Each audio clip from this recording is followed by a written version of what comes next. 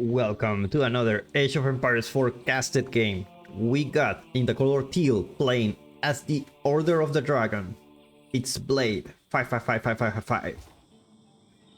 And in the color blue playing as the Japanese is SortOf. Welcome everybody. How are you doing? Expansion is out and the new civilizations look super cool.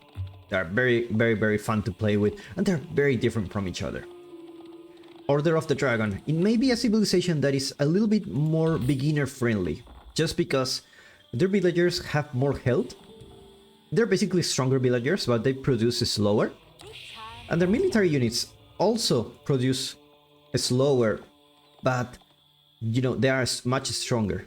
And they also cost more resources, so you cannot have as many units as you would with any other civilization. So Order of the Dragon, definitely a very interesting civilization. Now we see the Japanese upgrading his first this is like a little wheelbarrow they have. I cannot see it right now just because he finished upgrading, but basically it will act as a wheelbarrow, but you have like little wheelbarrows each age.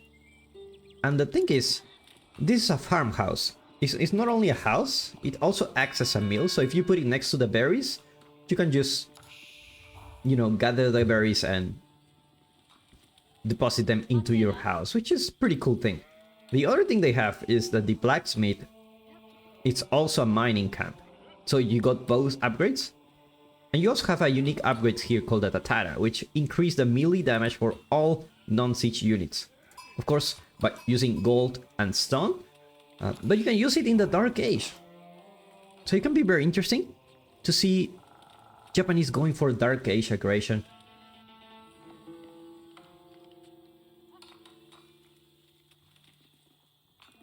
Now, the Japanese also, a very interesting mechanic is that they don't have the castles. Instead, what they do is upgrade their town centers. And you can see here, the town center has an upgrade called the Daimyo Manor, which increases the health of the town center by 1000 and adds additional arrow slits. Of course, you can keep upgrading this until you reach to the next upgrade, which is like, you know, better, kind of like a fortress, right? Like a castle. And we will see next landmark, one of the best landmarks in the game in my opinion, is a Kura storehouse. Basically, it generates a farm around you every number of seconds for free. As long as you have the space available, it will generate a farm for you. And also, it's universal drop-off location, so it also serves as a lumber camp where you can just put your villagers here to gather the wood, and eventually when there is enough space, the farms will be created around this landmark. And we see the Mainwork Palace going for the Order of the Dragon. Very interesting, because usually you see the Holy Roman Empire going for the Archon Chapel just to get this nice economic bonus. But as the Order of the Dragon, you don't really need to rush castle, right? You have one of the strongest units in the game in feudal, so you don't really need to do that. So Mainwork looks like a good choice to get upgrades for unique upgrades for your military units along the game. Now, both players aging up really slowly. So far, no military production yet. It's too soon to do that, I believe. Interesting, he decided to go for berries. He doesn't want to use the sheep yet. Probably, you know, you're waiting for your town center to be upgraded just so that you can use the sheep in your base. But actually, forget about what I just said. It's only the bonus for the farms. It's not the... It's the bonus for the farms, not for any type of food. So I'm not sure why he's on the berries, to be honest. Look at this. Nice house close to the berries, just so that if he goes far, he also have a house here. He can put it. Beautiful house. We see both players aging up. We'll see the first of the military units will go out. It's gonna be the archery range. It's not. It's gonna get cancelled. It's gonna get cancelled. Does he knows his opponents are around here? And now we see stone gathering for SortOf. Now, why would you gather stone? Well, you get this upgrade here. Increase all melee damage for all non-siege units by 1. You can use that, but also you can upgrade your town center. And another option, of course, which is what he's going for, it's going for another second town center, which makes sense if you ask me.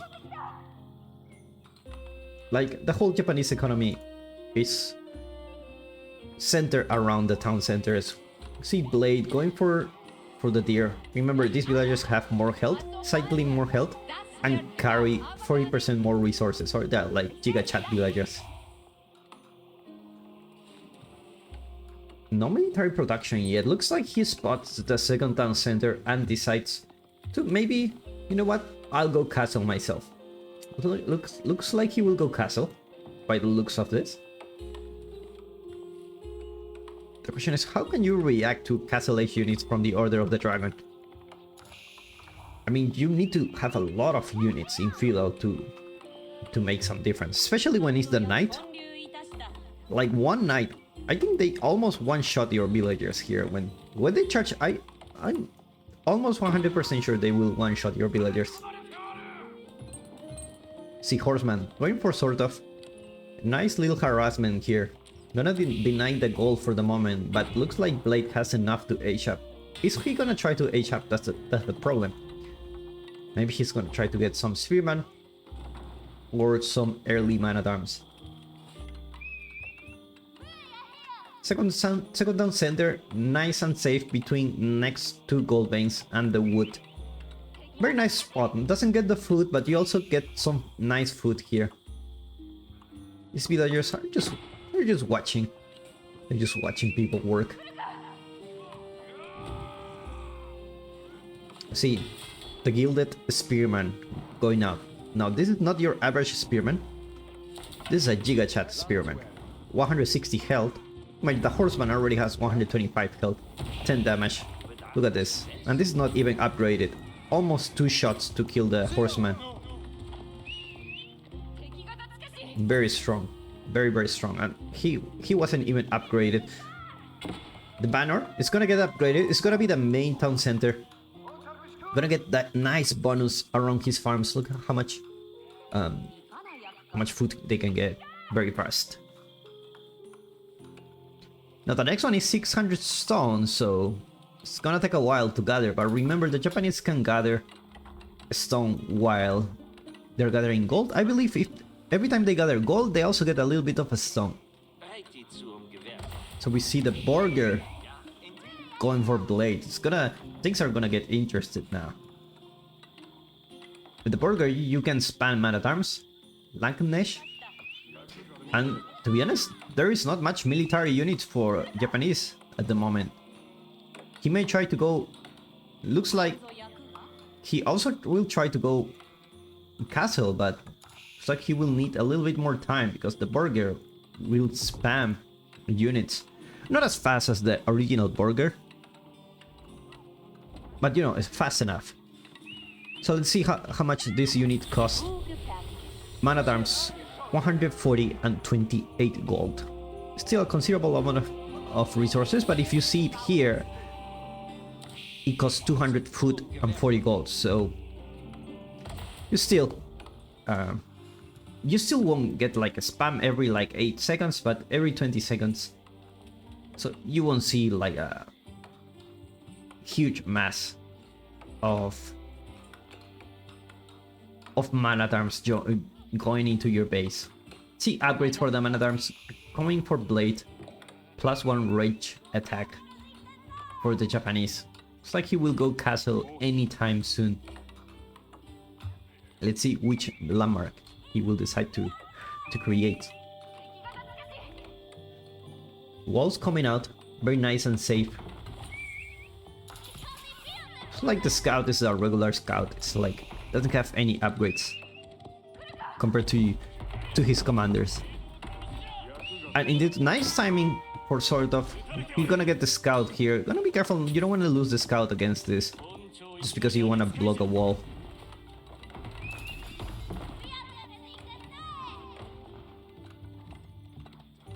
you go. There's the Giga Chat I'm talking about.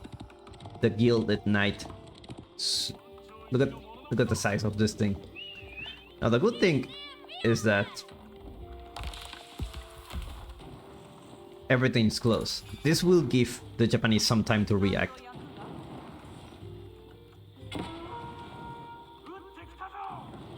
This guy has 36 damage. 36 damage. That's a lot. Oh my god. The villager managed to get killed. I never understand this concept of Palisade walls. If you're too close, like the enemy also hits you. Now, Japanese floating with the floating gates. What they do is they spawn Yoroshiro around it. And you can place it anywhere you want to get some nice bonuses. You see, you can put it here to increase production speed. You can put it in your town center, I believe you want to increase the production speed of your villagers. It's a nice buff you get. And you get infinite Yoroshiros across the match. So it's pretty the go-to landmark, I believe. The other one I'm not sure which one it is. But looks like these units will get here. That's not an easy task to get rid of. Look at almost one. He didn't even charge. And now the Gilded Man-at-Arms joining the field here. Spearman not doing much damage to the knight. He will need much more villagers inside the town center. Remember, this town center is upgraded, so they have 2 arrow splitting placements. So they should do a decent job. You see the Onamusha? Perfect for this kind of match. It's a crossbow. Acts as a crossbow. Well, it doesn't have a crossbow, but it's good against heavy units. And it's also the first like crossbow inside the horse. Looks like the Giga Chat gonna go down. The biggest threat is down. Scout gonna be annoying here, blocking the path, forcing the Japanese economy to stop.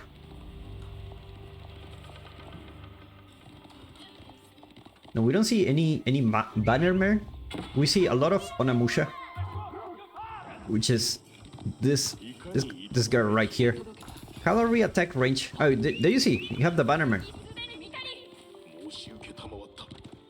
So basically, you have cavalry attack damage bonus plus 15, and you can also fire a whistling arrow when enemy sing to increase the move speed for 10 seconds. Which is pretty nice, very nice. Looks like Blade will have to retreat. He will go here for the to get the shoreline fish. Look at this water. It looks much better. Much better. Nice water upgrades. Very cool. Very cool. Now remember, the Holy Roman Empire, well, the Order of the Dragon don't have really economic bonuses compared to his brother, the Holy Roman Empire. They're more focused on military.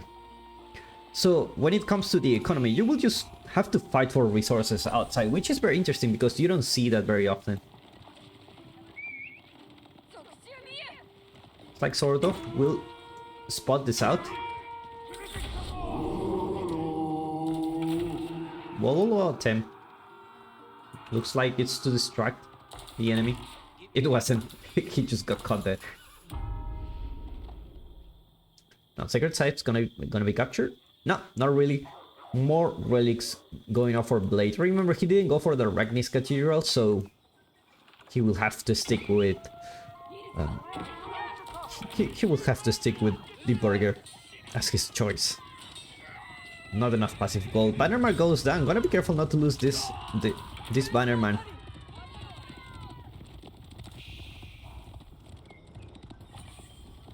Now this is a good number of units you don't want to deal with, especially with this army. The good thing is you got that mobility as the Chinese. Sorry, the Japanese. And you can just kite them. You can just attack and run. But the archers are gonna be a problem here. They do a lot of damage. Look how much damage this Onimusha got. But also, they're doing very good damage against those units. Just gotta be careful. You don't want to lose them. You don't want to lose them. So, gonna wait until more Onimushas here. Looks like it's gonna be a mass of Onimushas, and we see a Onabu Geisha joining the field. It's basically a light unit. I'm not sure what's the difference between this one and the Spearman. We see the Japanese base. You can see the farms are already in place. If he chop here, he will be able to have a spot for 3 more farms. Scout goes down. This will give him the lack of vision. It looks like these houses that were on the berries are gonna get burned down. Now, one thing of the Order of the Dragon is they also destroy buildings very fast. So even they don't have siege, they can still use their army to do a lot of damage.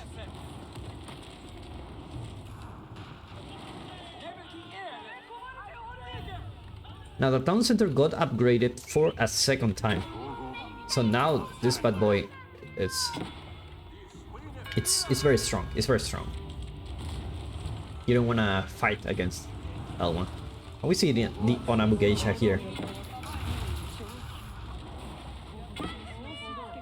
A unit that caused a little bit of controversy because, you know, Japanese having women fighting is not really their thing.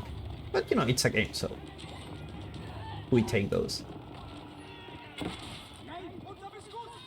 Looks like they will almost one-shot a Gilded Knight.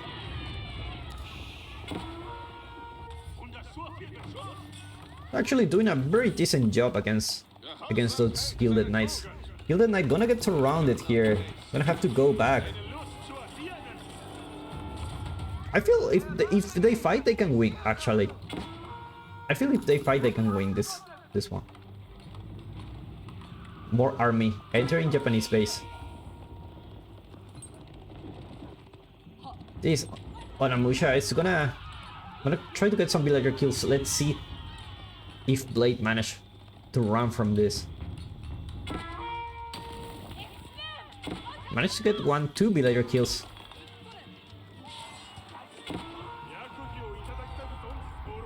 Now remember, Blade already 14 villager kills.